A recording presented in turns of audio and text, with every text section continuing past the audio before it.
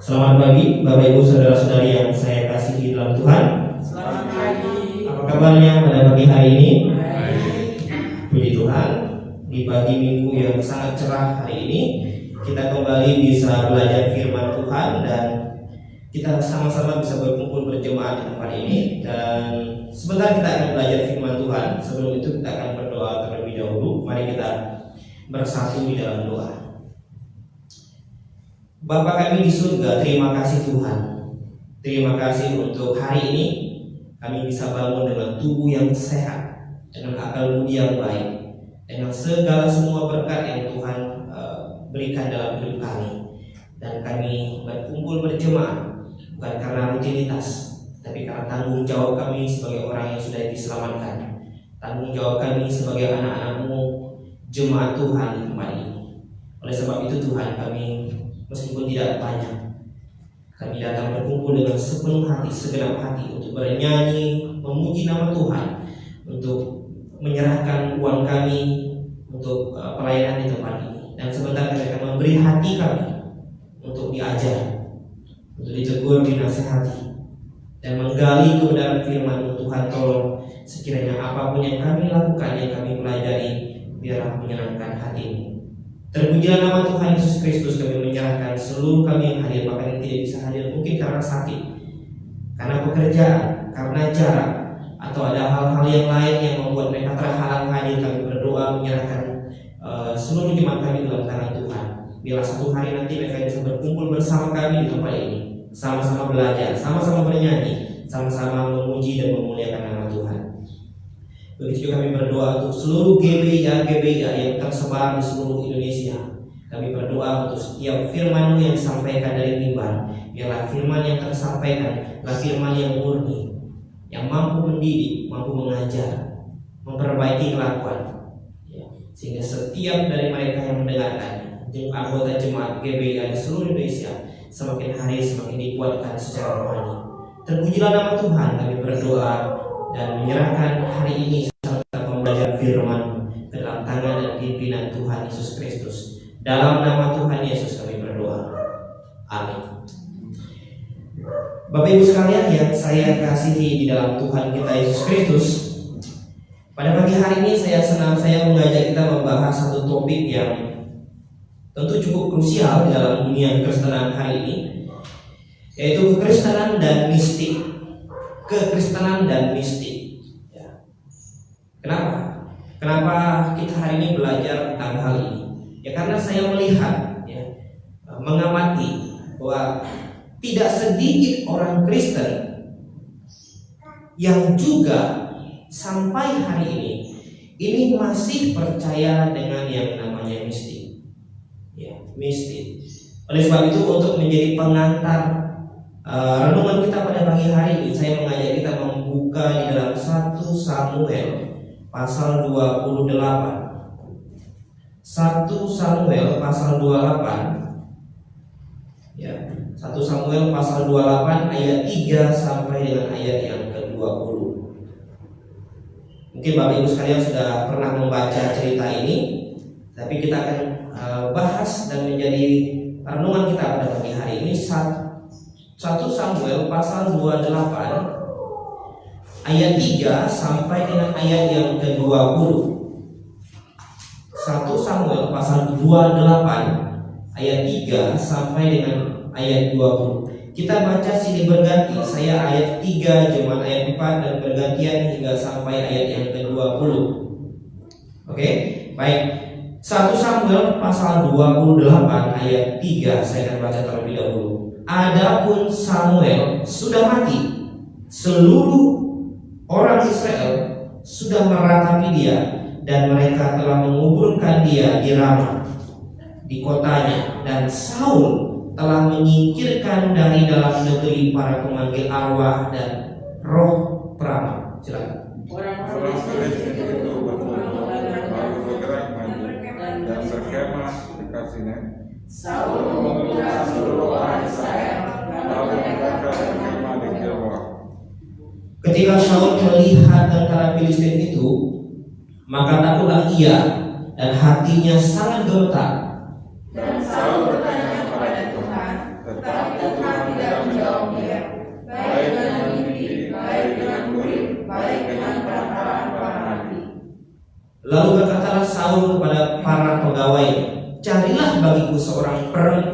yang sanggup memanggil arwah, maka aku hendak pergi kepadanya dan meminta petunjuk kepadanya.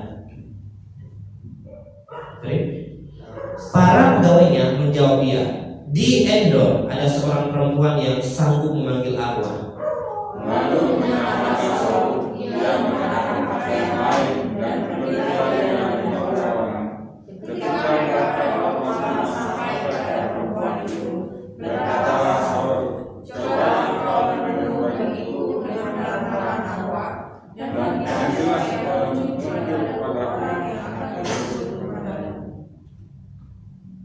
Tetapi perempuan itu menjawabnya, tentu engkau mengetahui apa yang diperbuat Saul, bahwa ia telah melenyapkan dari dalam negeri para pemanggil arwah dan roh peramal. Mengapa engkau memasang jerat terhadap nyawaku untuk membunuh aku?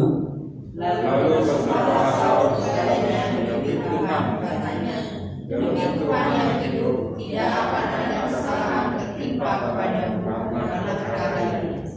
Sesudah itu bertanyalah perempuan itu, siapa yang harus kupanggil supaya muncul kepadaku? Jawabnya, panggillah Samuel supaya muncul kepadaku. Ketika perempuan itu melihat Samuel, berteriak-teriak dengan suaranya.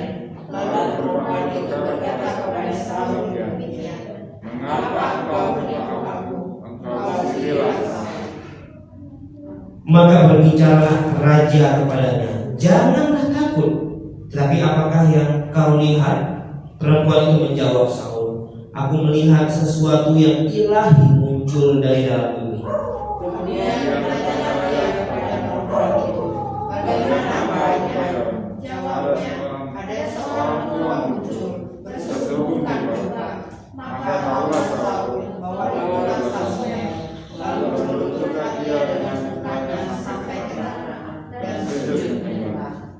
Sesudah itu berbicara Samuel kepada Saul, mengapa engkau mengganggu aku dan memanggil aku muncul? Kata Saul, aku sangat dalam keadaan terjepit. Orang Filistin berperang melawan aku dan Allah telah undur daripadaku. Ia tidak menjawab aku lagi, baik dengan perantaraan nabi maupun dengan mimpi. Sebab itu aku memanggil engkau supaya engkau memberitahukan kepadaku apa yang harus kuperbuat. Lalu berbicara Samuel, mengapa engkau bertanya kepadaku, padahal Tuhan telah undur daripadamu dan telah menjadi musuh.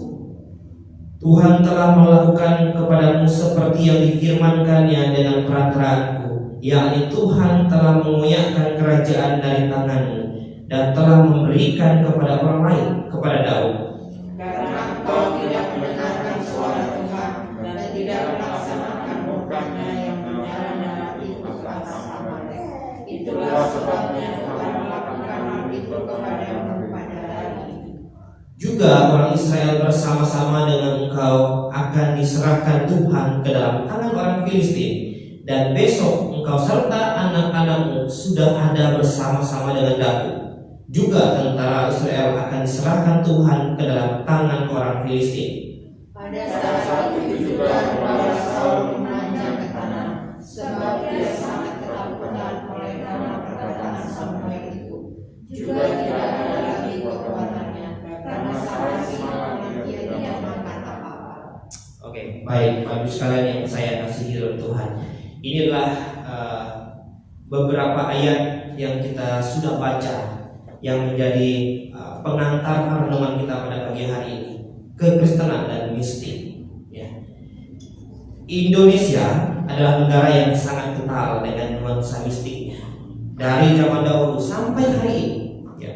Meskipun hari ini kita sudah hidup di era digital, ya, meskipun kita hari ini sudah hidup di era yang sangat maju, tetapi tidak sedikit orang masih percaya dengan hal-hal yang berbau mistik.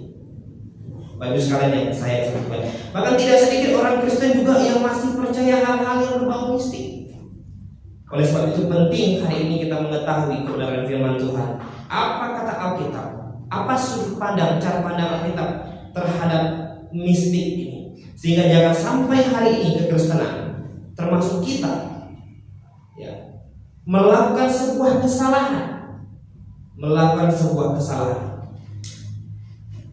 Ada banyak orang tentu yang mengakui mengaku mampu berbicara dengan roh-roh, mampu berbicara dengan makhluk-makhluk gaib, mampu berkomunikasi dengan makhluk-makhluk astral, ya, atau sosok-sosok supranatural, didatangilah, dibisikilah. Itu bukan hanya di dalam dunia secara general hari ini di Indonesia, tapi di dalam kekristenan juga masih ada yang percaya. Didatangi inilah, dibisikin inilah supaya nyembuhi badan sebelah kanan, dibisikin inilah supaya dia harus menyembuhkan orang yang sakit kepala sebelah kiri, macam-macam. Bapak Ibu sekalian yang saya kasih Tuhan, kita mau belajar hari ini. Oleh sebab itu saya mengajak kita membuka akal budi kita, membuka hati kita, dan kita berdasarkan pada firman Tuhan pada pagi hari ini. Oleh sebab itu kita akan melihat hal penting dari firman Tuhan yang tadi barusan kita baca mengenai kisah Saul di Endor. Bapak Ibu sekalian yang saya kasih Tuhan, ya, Saul sedang dalam keadaan terjepit dan dia bingung mau tanya sama siapa. Ketika Samuel masih ada, Samuel tempat Saul bertanya harus ngapain, harus bikin apa, ini lari atau terus berperang. Ketika Samuel sudah mati, dia seperti orang yang kehilangan asisten, kehilangan penasehat. Bahkan kalau kita baca tadi, dia tanya Tuhan, Tuhan tidak mau jawabnya. Tuhan benar-benar marah sama Saul. Bagus kalian tahu kenapa Tuhan marah sama Saul? Kita pernah bahas di beberapa bulan yang lalu. Kenapa Tuhan marah sama Saul? Minimal ada 3 kesalahan Saul, termasuk yang ini. Mengapa Tuhan sampai undur dari dia katanya?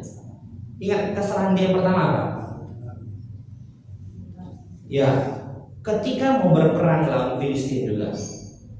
Ketika mau berperang, Samuel yang ditunggu-tunggu oleh Saul ini tidak datang-datang. Sementara Filistin sudah ada di seberang sana. Tentara Israel ketakutan. Ini kita mesti perang atau kita mesti kabur Tuhan Raja. Jadi Saul didesak oleh para prajuritnya untuk memutuskan ini mesti perang atau tidak. Kalau perang, ini bisa bahaya karena musuhnya itu raksasa. Minimal Bapak Ibu sekalian, minimal Goliat itu minimal tuh punya saudara lebih dari 4. Nanti kapan hari kita akan coba bahas saudara-saudara Goliat. Kita kayak pernah bahas di PA malam di sebelum pandemi. Mudah-mudahan Bapak Ibu masih ingat dan coba-coba cek siapa-siapa saja saudara-saudara yang Goliat itu. Jadi Filistin itu banyak sekali tentang jagoan-jagoan, pahlawan-pahlawan yang membuat Israel menjadi kecut hati. Dan salah satu dari saudara Goliat yang pernah bertempur dengan Daud dan pasukannya adalah seorang raksasa yang sangat tinggi yang mempunyai jari kaki 6, lebih daripada manusia normal. Nah, ini membuat Israel ketakutan.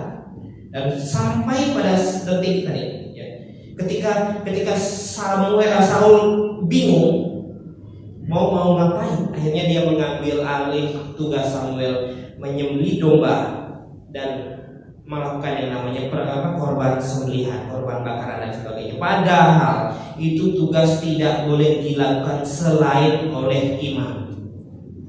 Belum lama dia selesai melakukan hal itu, Samuel datang. Mungkin Saul pikir, wah ini Samuel pasti puji saya ya, kenapa? Saya sudah inisiatif untuk mengambil alih tugasnya. Tapi apa yang dipikirkan oleh Saul ini bertolak belakang dengan kejadian yang sebenarnya. Samuel marah sekali kepada Daud. Karena memang kepada Saul misalnya. Karena memang tugas membakar korban itu bukan tugas raja, melainkan tugas imam. Itu kesalahan pertama. Kesalahan yang kedua apa? Ketika Tuhan perintah sama Saul, matikan semua orang Amalek dari manusia sampai binatangnya, jangan sisakan. Saul soal inisiatif untuk Tuhan, mau berbuat untuk Tuhan, walaupun sebenarnya masih bisa diragukan. Dia matikan prajuritnya, dia tangkap, dia tawan rajanya, dia ambil segala harta-hartanya yang katanya, termasuk domba-dombanya, yang katanya akan dipersembahkan kepada Tuhan. Samuel bilang sama Saul, Tuhan tuh lebih suka yang mana? Lebih suka kamu mendengarkan omongan dia atau lebih suka persembahan kamu? Ya jelas Tuhan lebih suka kita dengarkan omongan dia daripada persembahan. Salah lagi Saul. Ya, salah lagi. Dan yang ketiga ini salah satunya. Ketika dia mulai buntu, tanya Tuhan, Tuhan tidak mau jawab. Apa kata firman Tuhan di ayat ke-6 itu? Tuhan tidak mau jawab katanya.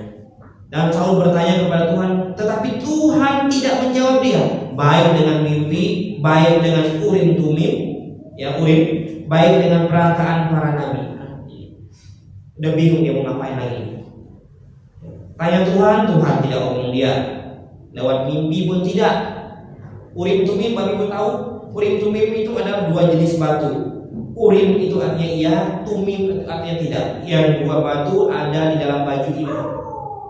Kalau diundi keluar Urim, oke, sikat, kita perang. Kalau diundi keluar Tumim, berarti tidak, kabur, jangan berperang dan sebagainya. Sudah pakai itu pun tidak ada jawaban dari Tuhan. Kemudian nabi-nabi pun tidak ngomong apa-apa. Dan ini membuat Saul akhirnya resah, ketakutan, kebingungan, terjepit. Masih buat apa? Nah, bagi sekalian yang saya kasih Tuhan, dari kisah Saul dan perempuan petenung ini di Endor ini, hal penting apa yang bisa kita petik? Minimal ada 3 pertanyaan yang akan kita pelajari yang menjadi poin kita pada pagi hari ini. Yang pertama,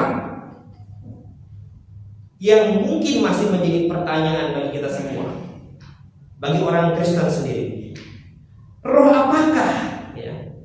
Atau apakah roh orang yang sudah mati dapat dipanggil kembali? Kan gitu pertanyaannya. Karena kita lihat sini seolah-olah Samuel bisa dipanggil kembali, dan Samuel untuk ngambek, ngapain panggil gua? Ngapain kamu panggil saya lagi?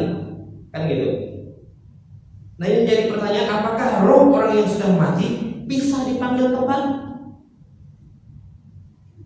Nah Bapak Ibu sekalian yang saya kasih Tuhan, di kekristenan khusus untuk topik ini banyak kontroversi. Ada yang bilang tidak boleh, tidak bisa. Tetapi ada juga yang berkata, oh bisa. Ini kasus khusus katanya, kasus khusus. Tetapi Bapak Ibu sekalian, kita akan lihat apa kata firman Tuhan. Dan kita mau tunduk apa kata firman Tuhan, bukan kata siapa-siapa, oke? Nah, coba kita buka ke yang pertama dalam Lukas pasal 16. Lukas pasal 16. Lukas pasal 16, oke. Ayat yang ke-23 sampai ayat yang ke-26. Lukas pasal 16 ayat 23 sampai ayat yang ke-26. Oke, karena cukup ini kita baca sini berganti, saya 23 bergantian sampai ayat yang ke-26. Lukas 16 ayat 23 sampai ayat 26. Saya akan mulai terlebih dahulu. Orang kaya itu juga mati, lalu dikubur, dan sementara ia menderita sengsara di alam maut, ia memandang ke atas, dan dari jauh dilihatnya Abraham dan Lazarus duduk di pangkuannya. Lalu ia berseru katanya, Bapa Abraham, kasihanilah aku, suruhlah Lazarus supaya ia mencelupkan ujung jari ke dalam air dan menjatuhkan ludahku, sebab aku sangat kesakitan dan menahan. Tetapi Abraham berkata, anak, ingatlah bahwa engkau telah menerima segala yang baik sewaktu hidupmu, sedangkan Lazarus segala yang buruk. Sekarang ia mendapat hiburan dan engkau sangat menderita. Selain daripada itu, di antara kami dan engkau bersedia tak seseorang, supaya mereka yang mau pergi dari sini kepadamu, ataupun mereka yang mau datang dari situ kepada kami, tidak dapat menyeberang. Cukup. Dari 3 ayat ini kita sudah buat kesimpulan apa?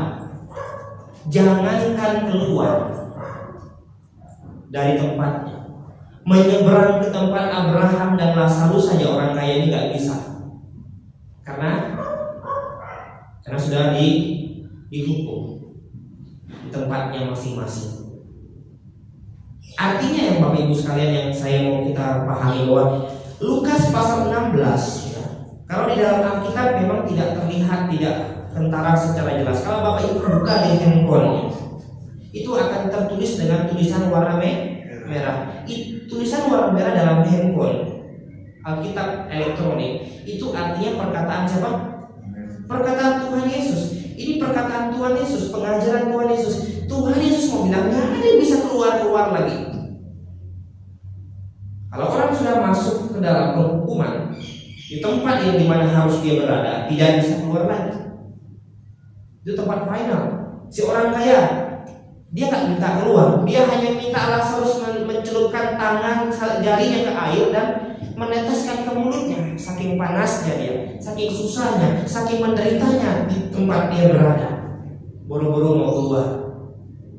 Bapak Ibu sekalian yang sayang sama Tuhan, artinya roh orang yang sudah mati tidak bisa dipanggil kembali. Orang yang mati hanya ada dua tempat. Yang percaya kepada Tuhan Yesus Kristus, dia ada bersama dengan Tuhan. Yang tidak percaya kepada Tuhan atau percaya kepada Yesus yang lain, dia ada di neraka. Nah, coba Bapak Ibu sekalian buka di Wahyu pasal 13 ayat 14. Wahyu pasal 13 ayat 14.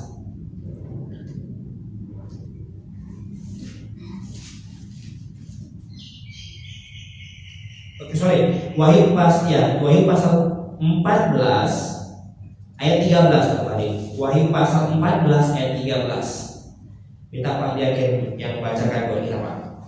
Wahyu pasal 14 ayat 13. Dan aku mendengar suara dari surga berkata, tuliskan, berbahagialah orang-orang yang mati dalam Tuhan sejak sekarang ini.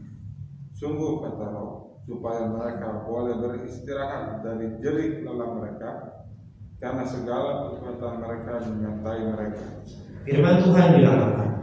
Berbahagialah orang yang mati dalam Tuhan sejak sekarang ini. Sungguh kata Roh, supaya mereka boleh beristirahat dari jerih lelah mereka, karena segala perbuatan mereka menyertai mereka. Nah, hanya ada dua jenis orang nanti ketika mati. Yang pertama adalah orang yang berbahagia seperti dalam Wahyu bilang, yang mati dalam Tuhan, yang mati dalam kondisi percaya kepada Yesus Kristus sebagai Tuhan dan Juru Selamat pribadinya.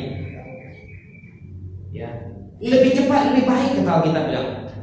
Karena kalau kita lihat Wahyu ditulis sekitar tahun 98 AD, sejak saat itu sudah bilang kalian mati saat ini itu berbahagia karena bisa beristirahat dari jerih lelah.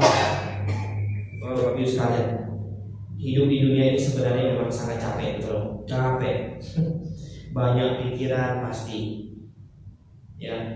Beban fisik, beban mental, macam-macam akan menyerang tubuh. Pegal, linu, dan berbagai macam penyakit yang aneh-aneh itu bisa menyerang siapa saja. Bisa menyerang siapa saja. Apalagi kalau kita membayangkan hari ini hidup di tengah-tengah pandemi.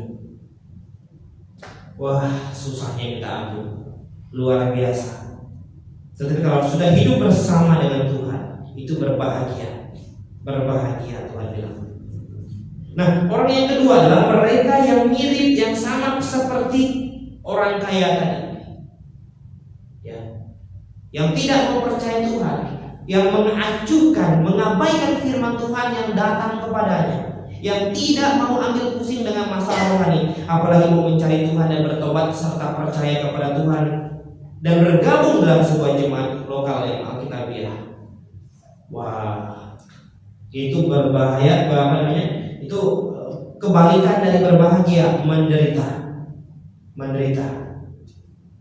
Ini orang kaya ini sudah dihukum tetapi belum ditempatkan di penghukuman kekal selama-lamanya. Itu saja sudah sangat menderita. Bagaimana nanti ketika dia dihukum kekal selama-lamanya bersama dengan iblis? Itu akan jauh lebih susah lagi, lebih menderita lagi. Nah, Bapak Ibu sekalian, Tuhan Yesus mau ajarkan kepada kita bahwa tidak ada roh orang yang sudah mati itu bisa dipanggil kembali. Tidak ada yang bisa. Tetapi ada yang bilang sama saya, Pak, kasus Saul di Endor ini kan kasus khusus, Pak, katanya. Kasus khusus. Khusus apanya? Jadi sekali Tuhan memang izinkan Samuel bangkit. Izinkan Samuel bangkit untuk tolong Saul, untuk peringatkan Saul. Saya agak bingung jawab kalau mereka bilang itu kasus khusus. Kenapa? Karena Tuhan sendiri tidak mau jawab. Kenapa dia suruh Samuel jawab, kan gitu? Tuhan sendiri sudah mundur dari Saul. Dia tidak mau jawab Saul. Lewat mimpi pun tidak, lewat Urim juga tidak mau, lewat perantara para nabi Tuhan juga tidak mau jawab. Lalu tiba-tiba Tuhan suruh, ayo kamu yang bangkit deh, kamu naik ke atas ngomong sama Saul. Rasanya nggak seperti itu cara kerja Tuhan. Ya. Meskipun saya kasih tahu, orang Kristen hari ini banyak percaya ini adalah benar-benar real roh Samuel, tetapi hari ini saya lihat itu bukanlah Samuel. Ya, kenapa? Kita buka beberapa ayat. Ya, yang pertama saya ajak kita buka Imamat pasal 20 ayat 27. Imamat pasal 20 ayat 27. Kita baca sama-sama. Imamat pasal 20 ayat 27. Kita baca bersama-sama. Tolong kalau bisa digaris bawahi di dalam Alkitab masing-masing. Imamat 20 ayat 27. Salam sudah ketemu? Kita baca sama-sama. 1, 2, 3. Apabila seorang laki-laki atau perempuan dirasuk arwah atau roh beramal, pastilah mereka dihukum mati. Yakni mereka harus dilupakan dengan batu, dan mereka berkhidmat kepada mereka sendiri. Oke, perhatikan ayat firman Tuhan. Kalau ada perempuan maupun laki-laki yang dirasuki roh peramal atau roh apa namanya, roh gaib gitu ya, apa katanya hukumannya? Mesti dimatikan gitu. Mesti dimatikan. Sebenarnya apa yang sudah Saul lakukan tadi, kita kembali di dalam 1 Samuel pasal yang ke-8 28 tadi, ayat yang ke 14 ya. Bentar.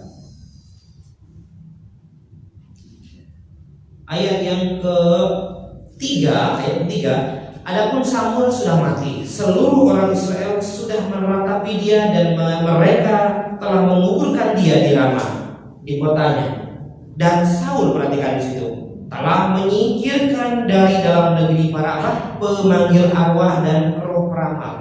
Ini sebuah langkah yang sudah sangat baik dilakukan oleh Saul. Tetapi kenapa dia malah yang panggil Rusha, cari lagi masih ada nggak yang belum mati, untuk tanya gitu loh. Ini gambaran hari ini banyak orang ketika dia mulai tanya-tanya Tuhan dan dia belum dapatkan jawabannya, dan Tuhan belum jawab dia langsung apa? Langsung berinisiatif cari solusi yang lain, cari solusi jalan pintas katanya. Banyak orang hari ini bagus sekalian, ketika tanya sama Tuhan dan dia tidak puas dengan jawaban Tuhan, padahal Tuhan memang sudah jawab tidak. Dia tidak puas, dia maunya Tuhan ikut dia maunya Tuhan setuju dengan dia. Akhirnya dia nggak mau terima, dia cari solusi yang lain, dia tanya yang lain, pribadi yang lain. Wah, pribadi yang ini senang sekali kalau ditanya seperti itu. Ya, dia akan berikan apa? Solusi yang seolah-olah terbaik, padahal belum tentu dan sangat tentu tidak terbaik. Bagi sekalian yang saya kasih Tuhan, di dalam kalangan orang Yahudi sendiri, mereka tahu persis bahwa siapapun, baik laki-laki maupun perempuan, yang dirasuki oleh roh atau arwah peramal, yang sengaja meminta iblis masuk datang kepadanya, ini orang harus dimatikan. Ini orang harus dibunuh. Lalu masih percayakah Bapak Ibu sekalian dengan kejadian yang tercatat dalam firman tadi, bahwa yang dipanggil oleh perempuan itu benar-benar Samuel? Saya sangat tidak percaya. Saya sangat tidak percaya. Saul tahu persis hukum ini, tahu persis. Mereka hanya boleh mendengarkan Allah Yehova dan para nabi serta imam-imam. Tidak diperkenankan untuk meminta atau mencari solusi dari arwah atau roh apapun itu. Barang siapa kedapatan, hukuman mati, dirajam, dilempari dengan batu. Oleh sebab itu saya tidak percaya yang dipanggil oleh roh perempuan petenung tadi, perempuan petenung itu dukun perempuan sebenarnya adalah real roh Samuel. Bukan lagi ulangan, Bapak sekalian. Ulangan. Kalau satu ayat mungkin oke lah. Sekarang kita buka 2 ayat. Ulangan pasal 18 ayat 11 hingga ayat ke-12. Jemaat baca bersama-sama kembali supaya lebih jelas. Ulangan 18 ayat 11 hingga ayat yang ke-12. Ulangan 18 ayat 11 hingga ayat yang ke-12. Oke, dalam hitungan ketiga 1, 2, 3. Seorang memandang seseorang yang banyak atau kepada roh atau yang meminta kepada orang-orang, sebab setiap orang yang hal-hal adalah kebencian bagi Tuhan, dan oleh karena kebencian inilah Oke. Seorang pemantra, ya, berarti ini bertanya sama seorang pemantra, bertanya kepada kepada arwah, kepada roh, kepada apapun namanya, selain kepada Tuhan. Alkitab mencatat di sini, itu adalah kekejian bagi Tuhan. Tuhan benci, Tuhan marah, dan Tuhan tidak suka. Itu sebuah kekejian. Dan apa yang dilakukan oleh Saul ini benar atau tidak? Kita bisa jawab itu adalah kekejian bagi Tuhan. Karena dia meminta petunjuk lewat pertama dukun perempuan. Saya nggak tahu kenapa yang kebanyakan sini didominasi oleh perempuan dukun ini. Mungkin perempuan jauh lebih jago memanggil roh ini rupanya ketimbang laki-laki, ya, roh. Ya, jadi meminta petunjuk kepada roh atau arwah itu adalah sebuah kekejian di mata Tuhan. Bukan hanya di antara bangsa Israel, juga pada hari ini. Berarti kita tidak percaya Tuhan bisa menjawab. Kita tidak percaya Tuhan bisa memberikan jawaban atas setiap solusi kita. Ya tadi seperti saya bilang, dia ingin cepat jawabannya instan. Lalu dia tanya roh, dia tanya iblis. Oh, iblis senang sekali. Itu yang dia tunggu-tunggu. Momen inilah yang dia harapkan. Bagi ibu sekalian yang saya sama Tuhan, saya kerap merenung ketika saya meminta sesuatu sama Tuhan. Tuhan, saya butuh ini. Tuhan tidak langsung jawab. Kadang-kadang saya berpikir, kenapa ya Tuhan tidak langsung jawabnya? Lalu kemudian beberapa waktu kemudian Tuhan jawab di situ. Setelah Tuhan jawab doa saya di situ, barulah saya sadar, barulah akal budi saya jalan, nalar saya jalan. Seandainya Tuhan kasih kemarin pas saya minta, ini barang pasti kurang berguna. Tetapi hari ini Tuhan kasih ini, Tuhan berikan tepat pada waktu di mana saya benar-benar sangat-sangat butuh, sangat-sangat perlu. Itu barang tersebut terasa sangat berguna. Jadi apa Bapak sekalian yang kita bisa pelajari? Tuhan jawab doa kita. Itu bukan tergantung waktu kita, tetapi waktunya tuh Tuhan. Karena dia tahu persis kapan you perlu itu, di mana kamu perlu itu, Momen kapan kamu sangat membutuhkan itu? Disitulah Tuhan akan jawab. Kalau memang apa yang kita minta itu sesuai dan layak untuk dikabulkan oleh Tuhan. Baru sekalian yang saya sama Tuhan. Kadang-kadang ketika Tuhan menjawab doa itu sampai rasanya air mata tak tahan untuk jatuh dan menetes. Tuhan, seandainya Engkau kemarin jawab di bulan lalu, mungkin ini barang sudah tidak ada guna lagi. Ini barang ini sudah tidak terlalu berefek lagi. Tapi Tuhan jawabnya tepat pada waktu. Tidak terlalu cepat dan juga tidak terlalu lambat. Pas, karena Tuhan tahu persis kapan itu butuh itu, kapan itu harus diberikan. Baru sekali yang saya kesal Tuhan, Saul adalah tipe orang yang sangat-sangat tidak mau tunggu waktu Tuhan. Dimulai dari awal ketika dia mau perang dengan Filistin, dia tidak bisa bersabar menunggu Samuel. Samuel kan memang sudah sangat tua, belum ada Grab, belum ada Gojek hari itu yang membuat dia harus segera tiba. Dia jalan kaki dan sebagainya. Tetapi Saul tidak sabar. Diambil alih tugas Samuel. Bukannya Allah suka, tetapi Allah marah dengan Saul. Itu sebab Tuhan mengganti Saul dengan Daud. Kenapa? Itu sudah berkali-kali kan bahas ini. Kenapa Tuhan mengganti Saul dengan Daud? Bukan karena Saul kurang terampil, bukan karena Saul kurang pengalaman, bukan karena Saul tidak pandai berperang, bukan. Masalah hati di sini. Karena hati Saul nggak baik dari awal. Banyak hatinya tidak baik.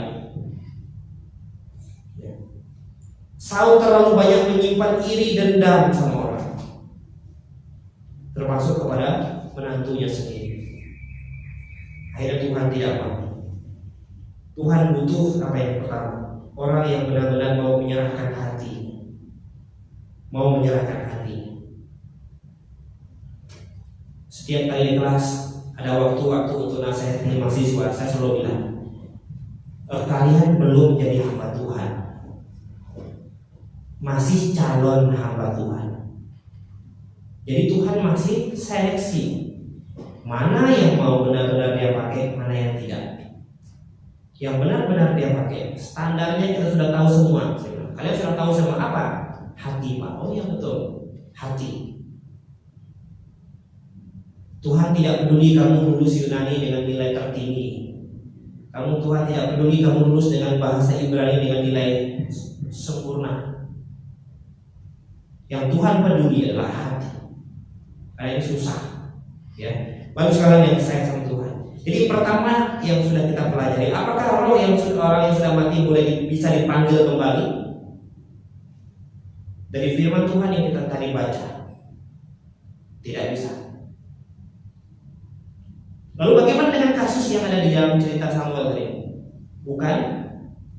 Tapi ibu sekalian percaya itu Samuel itu bukan? Saya tidak percaya. Kenapa? Kenapa harus lawan dukun? Nanti kalau kasus khusus perempuan tadi dukun dikecualikan boleh ya, maka dukun-dukun yang lain juga boleh. Dan apa efeknya? Dukun bisa dipakai oleh Tuhan. Dan Tuhan tidak mungkin bekerja seperti itu.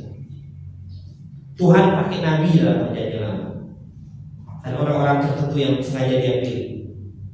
Tuhan pakai para rasul dalam perjanjian baru. Dan hari ini Tuhan pakai jemaat. Tuhan pakai jemaat. Oleh sebab itu, marilah berlomba-lomba. Jemaat, gereja berlomba-lomba se-Alkitabiah mungkin. Itu yang jauh lebih baik. Ya. Nah hari ini banyak orang Kristen yang pasti percaya ini banyak, tetapi dibungkus dengan nuansa rohani, nuansa Kristen. Tadi malam ada satu cahaya putih, suaranya berbisik kepada saya agar saya hari ini berkhotbah tentang ini. Wah jemaatnya apa? Haleluya, percaya. Barusan Tuhan ngomong sama saya, minta saya hari ini berdoa bagi mereka yang sedang sakit kanker. Haleluya. Gimana? Lu pendeta bilang apa? Beri kemuliaan bagi nama Tuhan. Tuhan yang mana sebenarnya?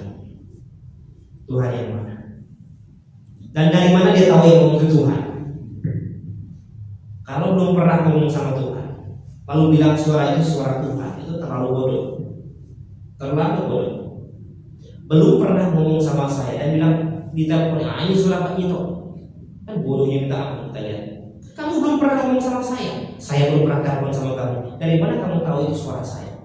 Kecuali kalau orang yang sudah sering bicara dengan saya, sudah sering ngomong dengan saya, santai, minum kopi, ngobrol, sudah pasti hafal. Bapak jemaat sekalian, jemaat Depok adalah jemaat yang orang yang paling hafal suara saya pasti. Kenapa? Tiap minggu. Tapi mereka yang di luar sana, yang meskipun baru sekali, belum tentu dia hafal ini suara siapa. Bapak sekalian yang saya sama Tuhan. Anehnya hari ini banyak orang Kristen percaya itu suara Tuhan.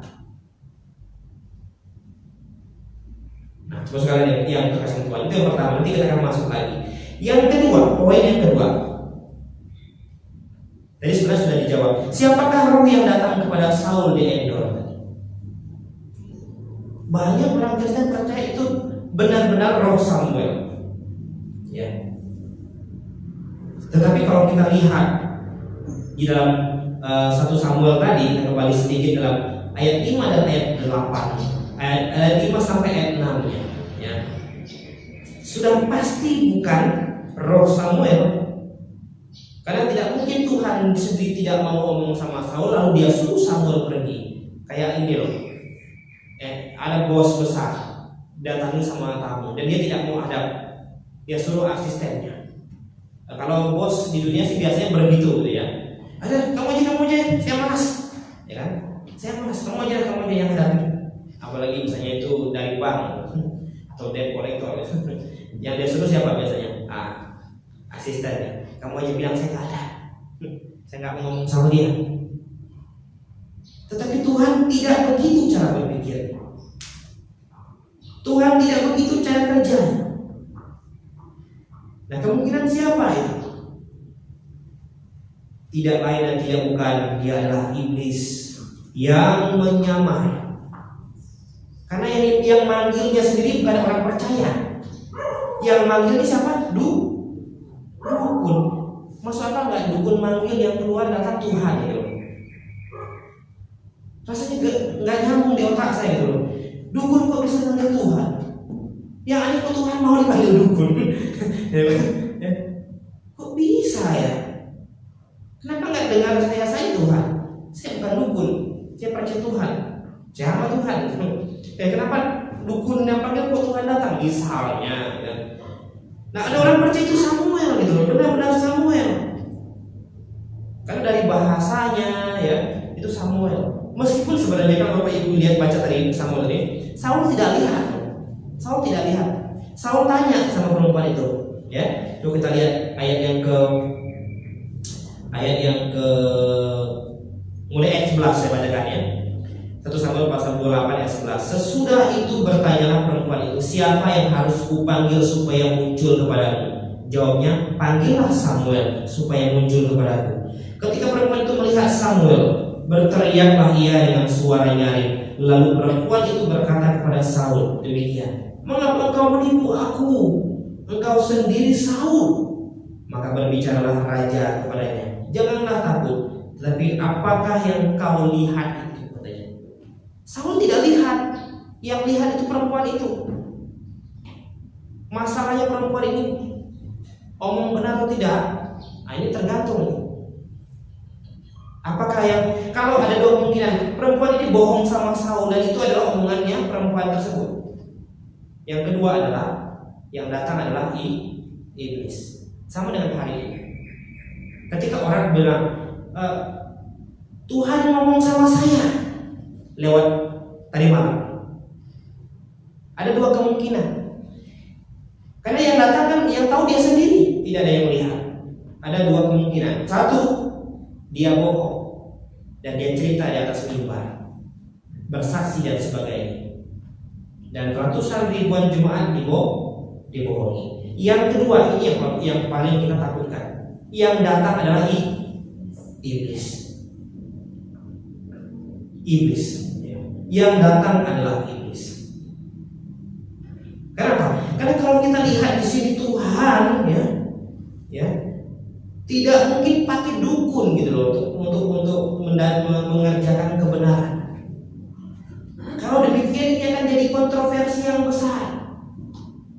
Kalau sampai Samuel bisa dipanggil oleh si perempuan dukun perempuan tadi, ini sangat-sangat berbahaya untuk pengajaran. Berarti ada dukun-dukun yang lain juga punya kesempatan yang sama seperti si perempuan petenung tadi, bisa panggil roh siapa saja. Mungkin roh Musa, mungkin roh Yesaya, roh Yeskiel. Apa jadinya kebenaran di situ? Nah, oleh sebab itu bagus sekali yang sayang sama Tuhan, Saul tidak melihat, tetapi perempuan tersebut yang melihat. Alkitab memang tidak mencatat secara terperinci ketika Samuel ngomong itu. Apakah Samuel ngomong langsung ke Saul atau Samuel ngomong lewat perantaraan perempuan ini? Kalau saya lihat dari jalurnya ini, logikanya, jadi perempuan ini yang ngomong sama Saul, tetapi seolah-olah mengatasnamakannya Samuel. Karena Saul tidak lihat. Saul tanya, seperti apa rupanya, katanya. Perempuan itu menjawab, aku melihat sesuatu yang ilahi muncul dari bumi. Kemudian bertanyalah ia kepada perempuan itu, bagaimana rupanya? Jawabnya, ada seorang tua muncul berselubungkan jubah. Maka tahulah Saul bahwa itu Samuel. Kan banyak orang tua di Israel dan rata-rata semua di Israel pakai jubah gitu loh. Apakah itu pasti Samuel? Saul karena memang sudah tergila-gila ingin ketemu Samuel dan mau tanya sama Samuel, lalu langsung bilang, wah itu pasti Samuel. Sebenarnya ini adalah sindiran juga untuk hari ini, Bapak Ibu sekalian. Ketika ada orang katanya lihat sesuatu terang,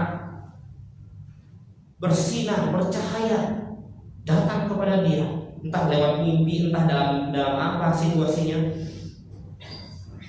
lalu dia percaya itu Tuhan. Ya. Lalu bilang itu Yesus Kristus, mirip kayaknya si Saul tadi. Perempuan tuanya bilang, dia itu ada seorang tua muncul dari dalam bumi, berselubungkan jubah. Semua orang di Israel pakai jubah, bukan cuma Samuel. Kecuali lebih spesifik. Jubahnya warna ini, merek ini, dan sebagainya. Mungkin lebih jelas.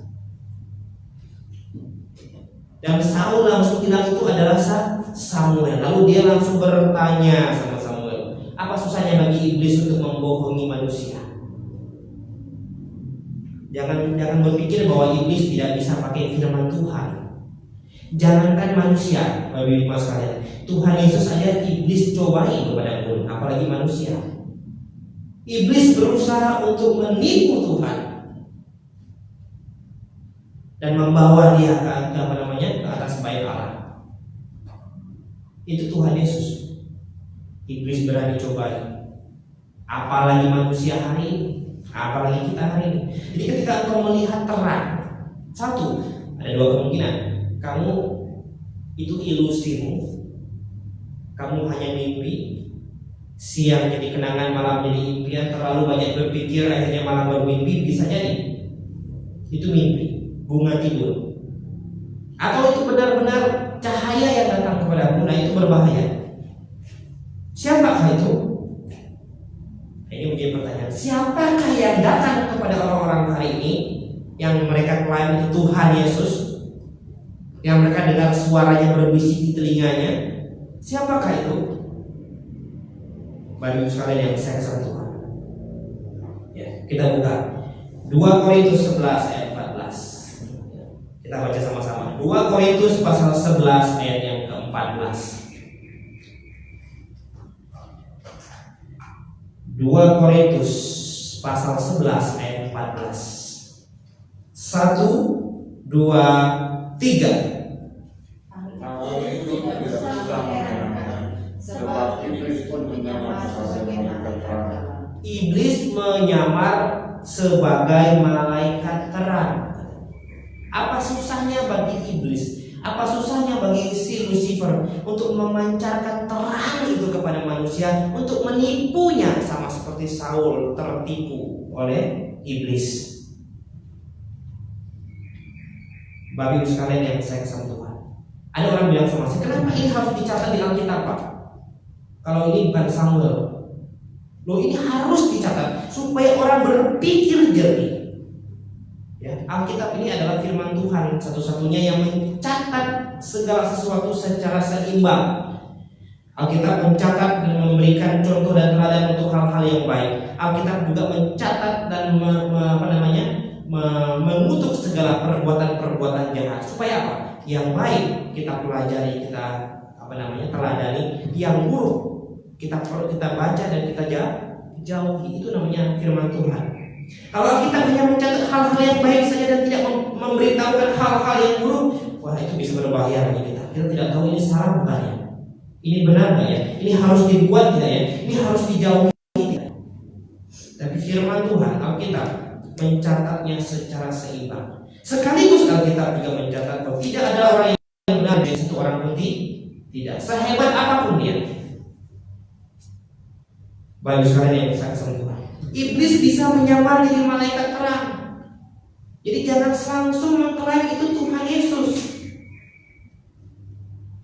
Kenapa? Satu ayat lagi. 1 Korintus 15 ayat 8. 1 Korintus 15 ayat 8. Boleh dibaca sama-sama kembali. 1 Korintus 15 ayat 8. Sudah ketemu? 1, 2, 3. Dan yang paling akhir dari semuanya, yang menempatkan dirinya kepadamu, sama seperti kepada yang akhir sebelum waktunya. Rasul Paulus bilang sama kita, yang paling terakhir dari segalanya, Yesus menampakkan diri kepada siapa? Kepada dia. Kurang lebih 2000 tahun yang lalu. Kurang lebih. Artinya, siapapun yang berkata, yang mengklaim bahwa dirinya didatangi dan dilawat oleh Tuhan, ya, hari ini kita bisa dengan tegas bilang bahwa itu bukanlah Tuhan. Itu pasti iblis, atau dia bohong supaya viral. Kenapa? Karena kita jauh lebih percaya kepada Paulus sebab dia rasul ketimbang si bapak A, B, C dan sebagainya. Karena dia bukan rasul. Rasul omongannya itu adalah standar kebenaran pada saat itu. Rasul tidak mungkin ngomong sembarangan, apalagi sampai dicatatkan dalam Alkitab. Sebab dia adalah standar kebenaran ketika Tuhan sudah naik ke atas. Kenapa? Karena mereka hanya punya kitab perjanjian lama, perjanjian baru belum ada. Perjanjian baru sedang dalam proses penulisan. Dan siapa yang menulisnya? Sebagian besar adalah para rasul. Jadi Tuhan membuat rasul itu menjadi standar kebenaran pada zaman itu ketika Tuhan naik ke surga. Jadi semua omongan rasul itu kebenaran, standar kebenaran. Paulus berkali-kali bilang, ikutilah teladan kami.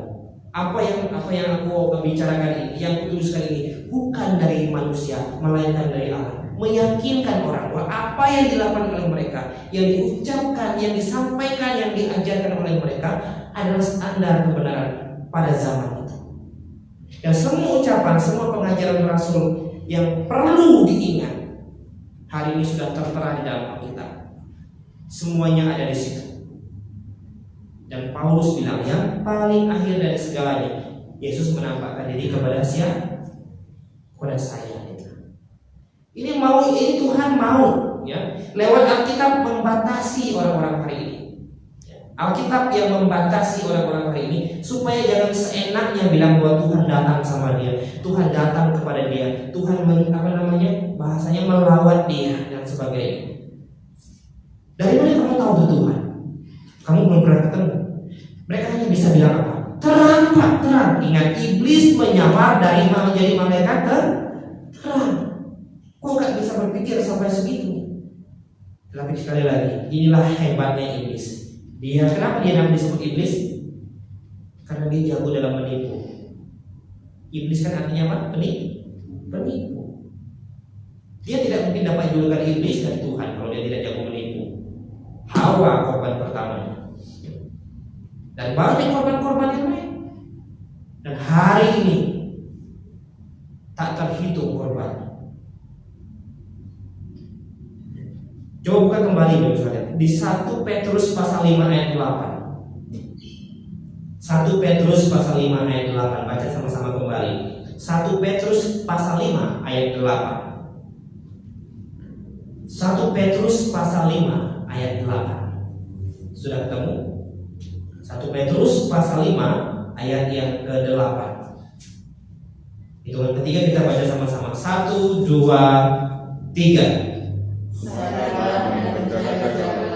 Lawan musuh iblis berjalan keliling sama seperti singa yang mengambang dan mencari orang yang dapat ditelankan. Petrus bilang apa? Sadarlah dan berjaga-jagalah. Dan hari ini kita mau bilang sadarlah dan berjaga-jagalah. Sebab iblis katanya apa? Berjalan keliling. Dia keliling seperti singa mengaum-ngaum dan mencari orang yang bisa ditelan, dimakan. Siapa yang paling gampang dimakan oleh harimau, oleh macan, oleh singa? Ada sebuah misalnya kawanan rusa atau kawanan domba atau apapun yang sangat banyak. Si iblis ini digambarkan seperti singa yang mengaum-ngaum mencari mangsanya. Dia tidak mungkin serang semua-muanya. Dia pasti kalah kalau semua-muanya balas serang dia. Ini kelompoknya, misalnya kelompok rusa yang besar, dia tidak mungkin berani serang rombongan itu. Dia akan keliling sambil berlari dan dia akan cari siapa, mana yang terlemah dari kawanan tersebut, yang mulai tertinggal dari kawanan tersebut, yang larinya agak lambat, yang mudah, dia akan incar. Setelah ketemu targetnya, dia akan gigit, matikan, kemudian dia makan. Bapak sekalian yang saya sayang Tuhan, itu mengapa Tuhan bilang janganlah menjauhkan diri dari pertemuan-pertemuan jemaat. Karena kita ini ibarat sebuah kawanan. Dan iblis hari ini, saat ini mungkin sedang berkeliling di sekitar kita, mencari di ruangan ini siapa yang lemah, siapa yang tidak siap, siapa yang kurang awas dan tidak berjaga-jaga, yang siap dia terkam. Saya bukan menakut-nakuti. Banyak orang bilang iblis tidak mungkin datang ke gereja, Pak. Siapa bilang? Iblis datang ke Tuhan kok. Gereja kayak saya. Banyak orang Kristen hari ini terkontaminasi dengan pikiran mistik bahwa gereja itu seperti terlindungi oleh shield gitu loh, pelindung sehingga orang masuk tuh mental lagi gitu. Lalu orang percaya yang sudah bertobat, percaya kepada Tuhan, itu di sekelilingnya tuh ada tembok, ada pelindung rohani yang membuat iblis tidak bisa enggak seperti itu. Enggak ada yang begituan. Itu karangan film supaya laku.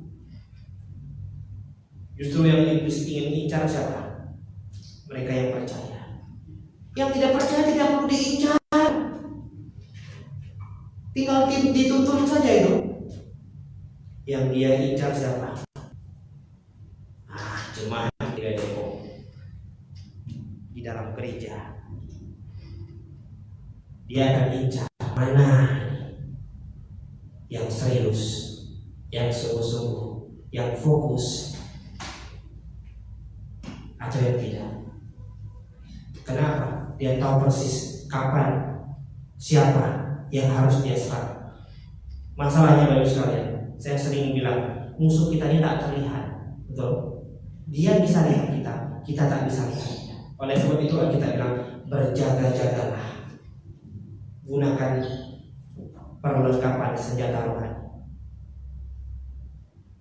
Yang paling diincar mungkin saya. Selanjutnya jemaat. Iblis berjalan berkeliling seperti singa yang mengaum-ngaum mencari mangsa yang bisa dimakan. Yang terakhir, ya. Yang terakhir. Mungkin ada yang bertanya, Pak, siapakah iblis itu? Ini perlu diluruskan juga. Siapakah iblis itu? Supaya yang sampai orang salah paham akan iblis. Hari ini banyak sekali orang menyalahkan iblis. Kadang-kadang aneh juga. Ketika dia bikin sesuatu, iblis yang goda. Ketika dia bikin kesalahan, iblis yang goda. Walaupun sebenarnya tidak selamanya iblis goda, kalau dia sendiri yang minta digoda. Ya, sekarang kita menjadi pertanyaan, siapakah iblis itu? Karena banyak orang hari ini, orang Kristen sendiri salah konsep tentang iblis. Anak-anak kita juga banyak salah konsep iblis. Iblis ini siapa? Iblis ini ya adalah malaikat, sekelompok malaikat yang tidak patuh kepada Tuhan. Pemimpinnya siapa? Kalau dalam bahasa Indonesia ini iblis ini mengacu kepada si Lucifer.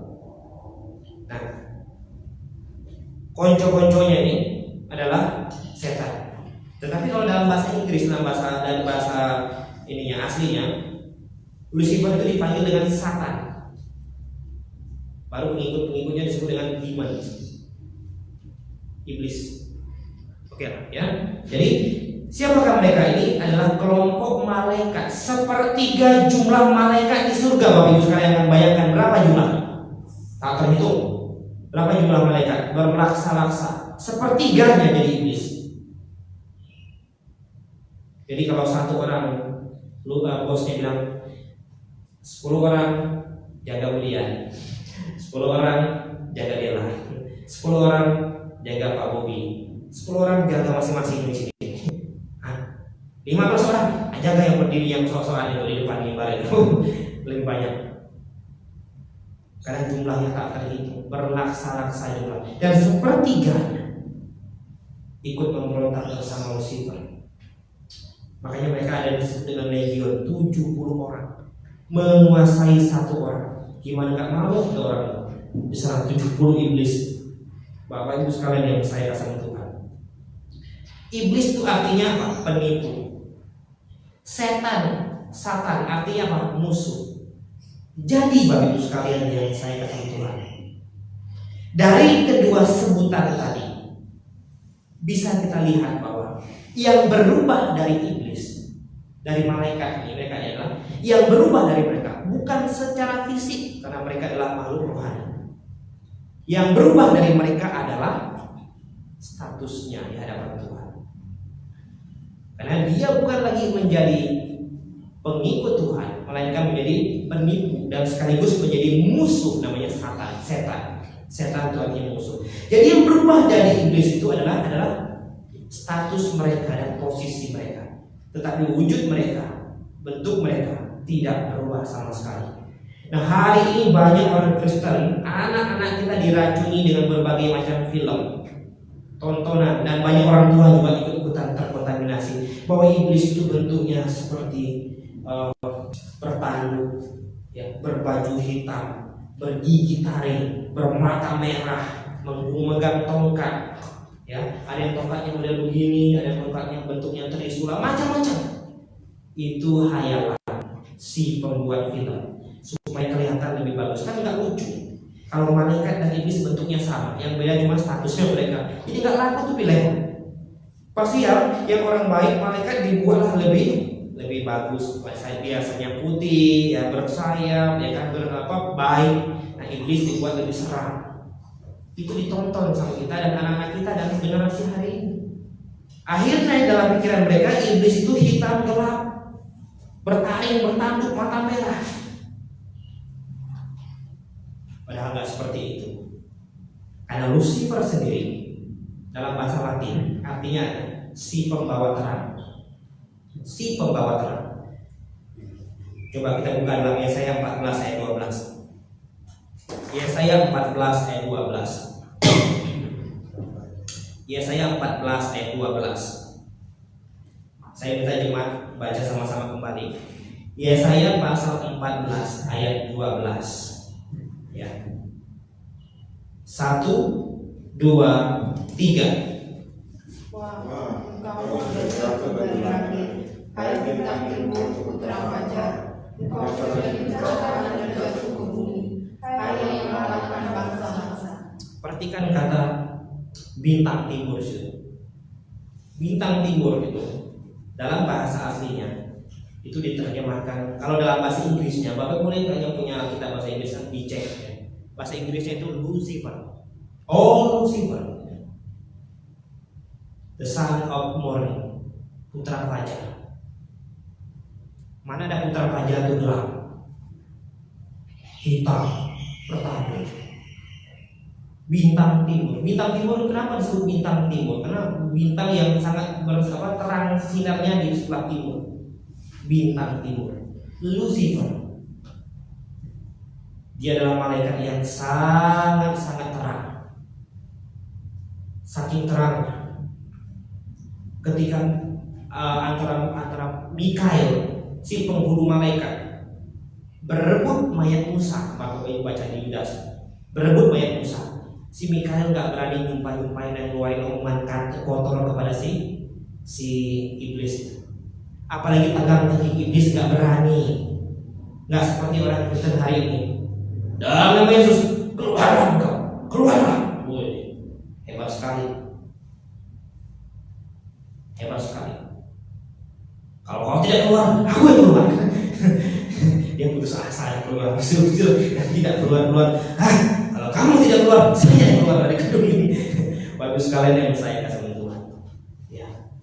Jadi Lucifer itu malaikat terang. Seperti di Korintus tadi bilang, dalam 2 Korintus 11 ayat 14, dia menyamar jadi malaikat terang. Dia memang malaikat terang. Oleh sebab itu kalau engkau orang Kristen, engkau yang mungkin yang menonton hari ini, engkau yang orang Kristen, engkau mungkin melihat terang entah dalam mimpi, dalam apa, hayalan apapun itu namanya. Dan jangan bilang itu Tuhan, karena yang terakhir datang kepada manusia dan yang terakhir dari Tuhan, firman Tuhan bilang adalah Paulus. Artinya setelah Paulus hari ini Tuhan tidak datang lagi. Untuk apa Tuhan datang? Firman-Nya sudah komplit kok. Kalau mau tahu kehendak Tuhan, Tuhan tidak perlu datang. Malaikat pun tidak perlu datang. Yang perlu datang adalah kita ke Alkitab, baca firman. Ya. Bagus sekali yang saya kasih Tuhan. Iblis belum dihukum. Lucifer dan anak buahnya masih berkeliaran mencari siapa yang siap dimakan. Lucifer, si putra fajar, bintang timur, ini nggak mungkin gelap. Ya. Dan apa alasan Lucifer dibuang dari surga ke bumi? Coba di Yesaya tadi, Mas, di Yesaya pasal 14 ayat 13 dan 14 ya. Silakan Bapak Ibu sekalian baca. Ya. Ayat 13 dan 14. Yesaya 14 ayat 13 dan 14. Yang tadi kita baca. Oke, dalam hitungan ketiga. Ya, sudah ketemu? Yesaya 14 ayat 13 dan 14. 1, 2, 3. Engkau yang berkata dalam hatimu, aku hendak naik ke langit, aku hendak mendirikan tapaku mengatasi bintang-bintang Allah, dan aku hendak duduk di atas bukit pertemuan, jauh di sebelah utara. Aku hendak naik mengatasi ketinggian awan-awan, hendak menyamai yang amat tinggi. Oke, apa alasan dia dibuang dari surga dan tidak lagi boleh ada bersama-sama dengan Tuhan di surga? Karena dia ingin menyamai Tuhan, ingin sama seperti Tuhan. Itu dosa Lucifer dan anak buahnya.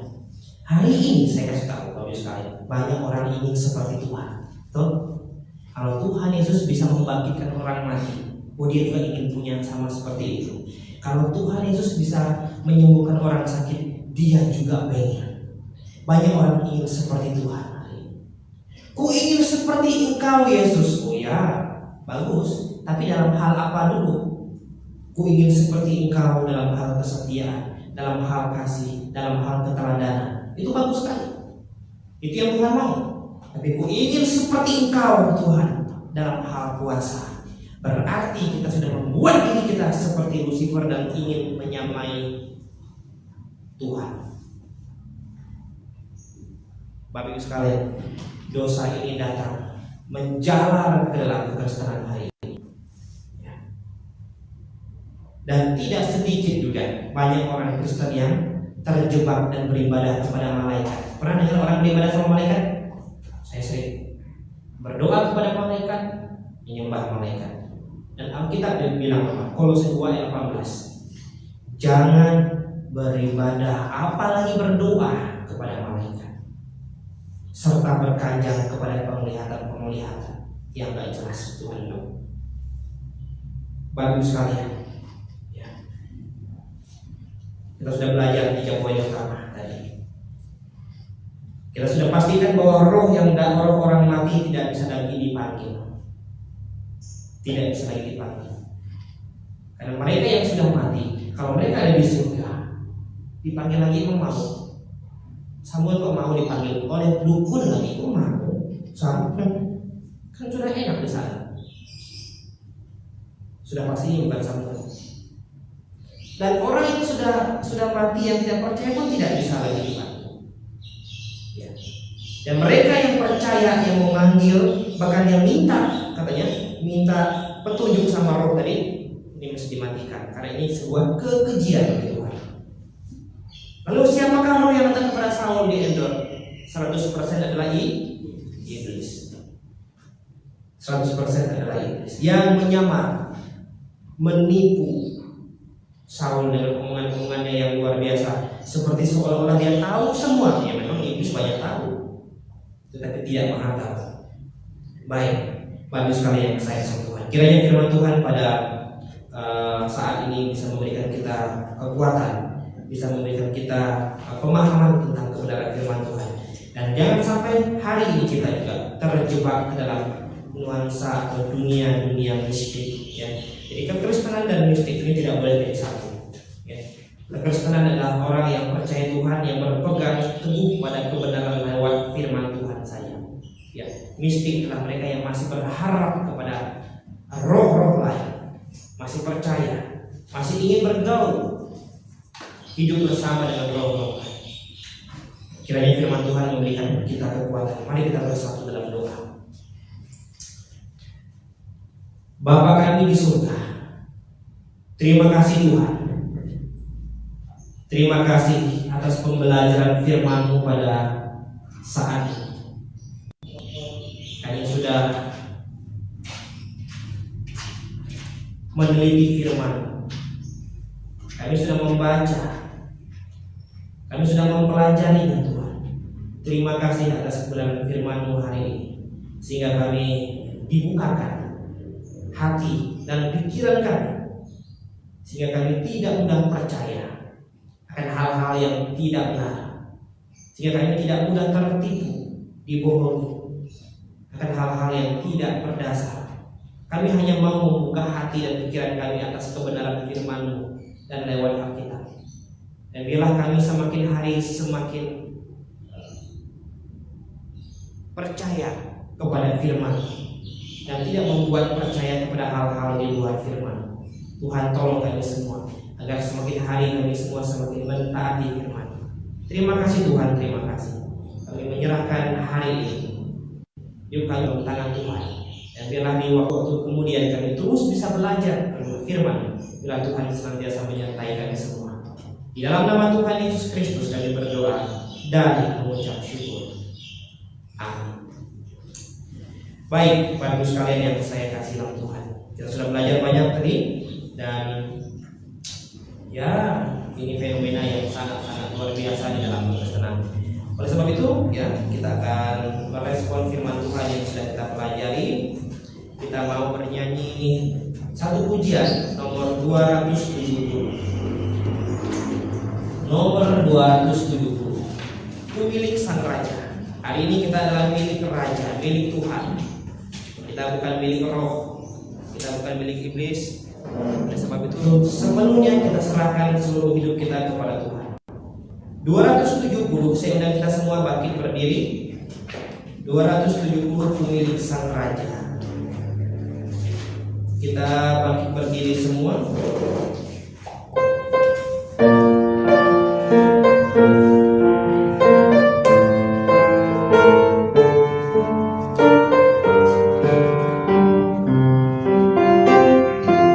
Yang pertama,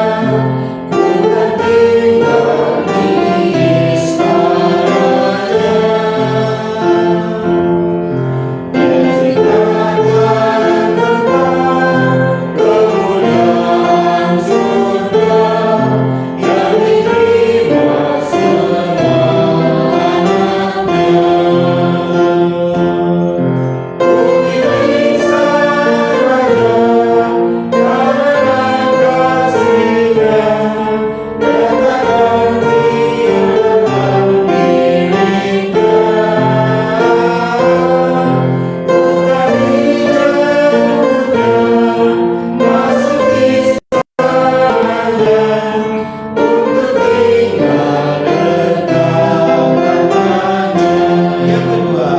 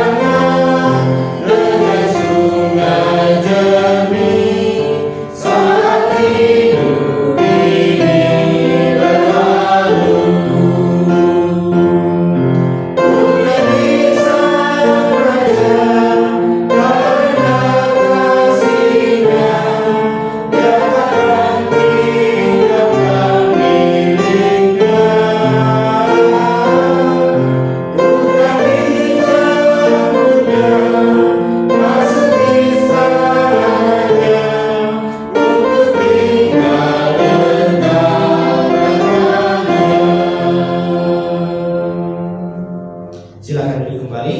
Yang bertugas baca warta, saya persilakan.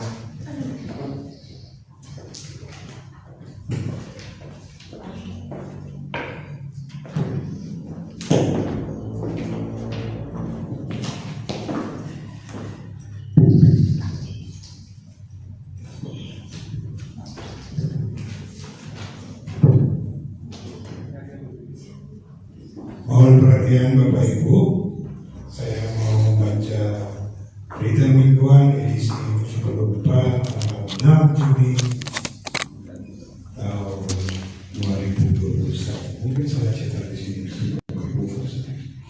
Pertama-tama saya mengucapkan terima kasih kepada Tuhan melalui Bapak Gembala. Kami sudah diingatkan oleh pembelajaran firman Tuhan yang baru kami dengar. Kiranya tetap setia mengikuti pembelajaran firman Kamu matikan tadi. dari Pak Gembala. Kamu mati sendiri. Pertama, minggu depan Jemaat GBH Depok akan mengadakan acara bersama Tuhan. Harap semua jemaat mempersiapkan diri. Kedua, mari kita doakan GBH di seluruh Indonesia. Kiranya Tuhan senantiasa memimpin dan menyertai dalam melewati berbagai macam tantangan dan cobaan. 3. Doakan penginjilan kita lewat media Facebook dan YouTube. Kiranya Tuhan Yesus memberkati kita sekalian dan mempertemukan jiwa-jiwa yang haus akan kebenaran dengan bibit hati. 4. Jemaat wajib berperan aktif dalam menyebarkan info WA online kita setiap Selasa malam serta video-video penghiburan kita kepada sebanyak mungkin orang di dunia maya agar semakin banyak orang bisa mendengarkan kebenaran. Berikutnya saya akan membaca tugas pelayanan untuk tanggal 6. Pengkhotbah Bapak Gembala, pemimpin nyanyi saya sendiri, kolektor Bapak Tommy, itu kolektor Ibu Dian dan Saudari Desti.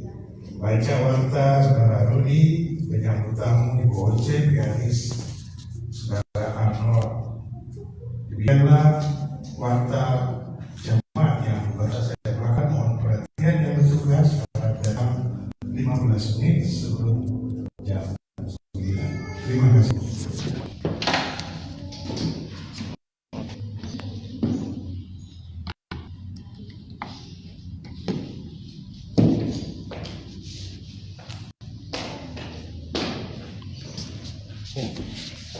Ini kenapa masih live terus ya? Padahal sudah tidak live.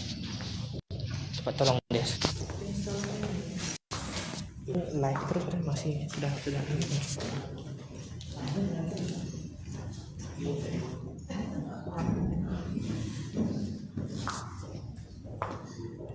Oke, baik Bapak sekalian, di minggu depan kita akan mengadakan perjamuan Tuhan. Harap semua jemaat mempersiapkan diri dan bisa diberitahukan dengan jemaat yang tidak bisa hadir hari ini. Oke. Dan kemudian Bapak sekalian ya, dari kita berencana mau pasang cover plastik ke bangku gereja ini supaya pertama tidak kotor. Dan kemarin saya sudah survei harga dan barangnya. Jadi barangnya beraneka ragam. Dari harga, semakin harga mahal, semakin tebalah plastiknya. Harga yang 35 per meternya itu tebal bagus, cuma mahal pasti.